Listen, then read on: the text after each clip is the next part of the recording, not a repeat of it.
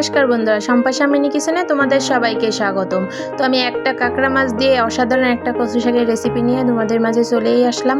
তো দেখো কচু শাকটা আমি কিভাবে রান্না করি। তো এখানে দেখো কচু শাকগুলো আমি কেটে ধুয়ে পরিষ্কার করে নিছি এখানে। আর এখানে দেখো সেই একটা কাঁকড়া মাছটা কিন্তু অনেক মাছ রয়েছে। আর এখানে দেখো পেঁয়াজ, রসুন, কাঁচা ঝাল, শুকনো ঝাল, আর এখানে তেজপাতা আর জিরে কিছুটা। তো চলো রেসিপি শুরু করা যাক। তো দেখো এখানে কড়াই বসাইছি। তো কড়াইতে এখন কচু শাকগুলো আমি সিদ্ধ করে নেব প্রথমে। তো কড়াইতে সবগুলো কচু শাক এখন আমি এখানে দিয়ে দেব। আর একটা কাঁকড়া মাছ দিয়েও যে এত সুন্দর কচু শাক রান্না করা যায় সেটা বলতেই হবে, কারণ এত সুন্দর টেস্ট ছিল কচু শাকটায়। তো দেখো শাকটা আমি একটু লবণ দিয়ে ঢাকা দিয়ে সিদ্ধ করে নেব। তো এভাবে 5 মিনিট ঢাকা দেওয়া থাক। তো 5 মিনিট পরে দেখো ঢাকাটা খুলে আমি একটু উল্টে পাল্টে নেড়ে নিচ্ছি। তো এভাবে করে কিন্তু আমি ঢাকা দিয়ে রাখছি। তো এখন আর একটু নাড়াচাড়া করে দেব। দেখো আমি কিন্তু কোনো এক্সট্রা এখানে জল ইউজ করিনি, জলটা কিন্তু কচু শাক দিয়ে আপনিস্তেই বেরোইছে কতটা। তো এভাবে জলটা কিন্তু আমি ভালো করে এখানে একটু হলুদ লবণ দিয়ে ভালো করে সিদ্ধ করে নেব। তো এভাবে কিন্তু কচু শাকটা সিদ্ধ করে নিয়েছি। দেখো এখন এই জলটা আমি ঝরিয়ে নেব, কারণ এত জলটা শুকাতে গেলে অনেক সময় লেগে যাবে। তো জলটা আমি শুকিয়ে নেব এখন ডালাতে ঢেলে। তো দেখো ডালাতে ঢেলে নিয়েছি। আর এখন কড়াই পরিষ্কার করে কড়াইতে আবারও তেল দিয়ে দিলাম পরিমাণ মতো। তো এখন তেলটা গরম হয়ে গেছে। এখন এখানে ফোড়ন দিয়ে দেব শুকনো ঝাল, তেজপাতা, জিরে ফোড়ন দিয়ে নিলাম। তো ফোড়নটা একটু হালকা ভাজা হয়ে গেলে এখানে পেঁয়াজ, রসুন, কাঁচা ঝালটা দিয়ে দিলাম।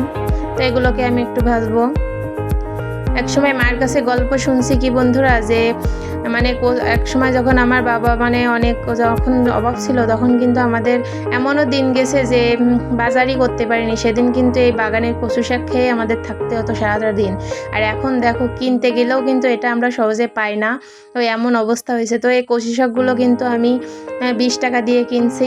তো একটা কাঁকড়া মাছ আমার ফ্রিজে ছিল, তো মনে করলাম এটা দিয়ে আজকে রেসিপিটা বানাই। তো দেখো কাঁকড়া মাছগুলো আমি একটু পেঁয়াজ রসুনের সাথে ভালো করে ভেজে নিচ্ছি এখানে। তো যাই হোক দেখো কাঁকড়া মাছটা ভালো করে ভাজা হয়ে গেছে। তো এখন আমি কচু শাকটা কিন্তু এর ভিতরে দিয়ে দেবো এখন।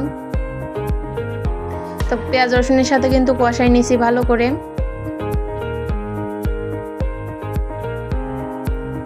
তো এখানে আমার কষানো হয়ে গেছে। এখন আমি কচু শাকটা এর ভিতরে দিয়ে দেবো। তো এইভাবে কাঁকড়া মাছটা কষিয়ে রান্না করলে কিন্তু কচু শাকটা খুব সুন্দর লাগে খেতে। তো দেখো কচু শাকটা দিয়ে আমি নাড়াচাড়া করে মিশিয়ে নিচ্ছি সব কিছুর সাথে। তো কচু শাক কিন্তু ইলিশ মাছের মাথা, কাঁকড়া মাছ, চিংড়ি মাছ, সব রকম মাংস দিয়েও কিন্তু কচু শাকের রেসিপি আমার চ্যানেলে রয়েছে। তো তোমরা যদি চাও তাহলে দেখে আসতে পারো। আর আমার এই ছোট্ট ভিডিওগুলো যদি তোমাদের ভালো লাগে থাকে, অবশ্যই ফেসবুক থেকে দেখলে পেজটি ফলো করে দিও, ইউটিউব থেকে দেখলে চ্যানেলটি সাবস্ক্রাইব করে দিও। আর সবাই একটু লাইক কমেন্ট শেয়ার করে দিও। তো দেখো কচু শাকগুলো কিন্তু নেড়ে চেড়ে একেবারে শুকায় নিতে হবে। তো এখানে নামানোর আগে আমি সামান্য একটু চিনি দিলাম। চিনি কিন্তু অবশ্যই এখানে দেওয়া লাগবে। চিনি না দিলে কিন্তু সেই একটা কচু শাকের যে স্বাদটা কিন্তু আসবে না। তো চিনি একটু দিতেই হবে। তো দেখো কচু শাকটা আমি কত সুন্দর করে এখানে রান্না কিন্তু আমার প্রায় হয়ে গেছে। তো আমি আরেকটু নাড়াচাড়া করে কচু শাকটা নামিয়ে নেব। তো এভাবে করে কিন্তু আমি কচু শাকটা একদম রান্না করে নিলাম, সিম্পল রান্না। তো তোমাদের যদি ভালো লাগে অবশ্যই লাইক কমেন্ট শেয়ার করে দিও। তো দেখো কত সুন্দর দেখতে হয়েছে, খেতেও কিন্তু অসাধারণ টেস্ট ছিল। তো একটা কাঁকড়া মাছ